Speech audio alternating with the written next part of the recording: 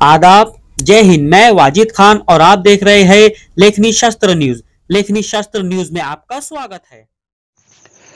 नमस्कार, लेखनी शास्त्र न्यूजमध्ये आपण सर्वांचे पुन्हा एकदा स्वागत। येणाऱ्या विधानसभा निवडणुकीत जास्तीत जास्त मुस्लिम उमेदवारांना संधी देण्याबाबत लोकनेते पुरस्काराने सन्मानित माननीय ॲडव्होकेट अब्दुल रफिक सर यांचे राष्ट्रवादी काँग्रेस पार्टीचे राष्ट्रीय अध्यक्ष माननीय शरदचंद्र पवार यांच्याशी वार्तालाप।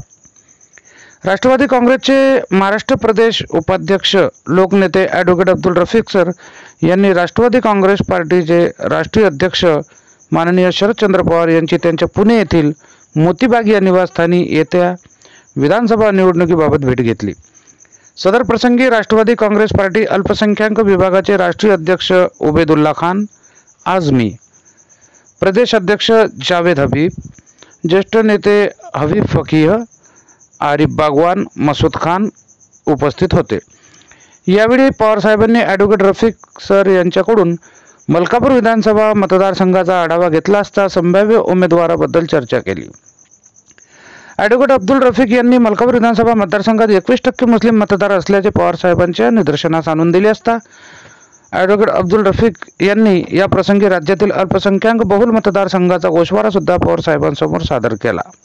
तसेच रावेर लोकसभा मतदारसंघातील प्रत्येक बूथनिहाय विश्लेषण दर्शक पुस्तिका आदरणीय साहेबांकडे रफिक सर यांनी सादर केले।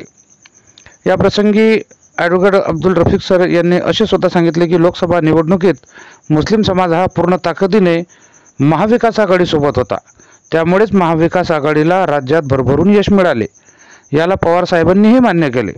लोकनेते ॲडव्होकेट अब्दुल रफिक यांनी विधान परिषदेत मुस्लिम समाजाला प्रतिनिधित्व न मिळाल्याने समाजात नाराजी असल्याचे माननीय पवार साहेबांच्या निदर्शनास आणून दिले। लोकनेते ॲडव्होकेट अब्दुल रफिक सर यांच्या या अतिशय बारकाईच्या नियोजनाचे व सादरीकरणाचे माननीय शरदचंद्रजी पवार या साहेबांनी खूप भरभरून कौतुक केले। बघत रहा लेखनी शास्त्र न्यूज। जय हिंद।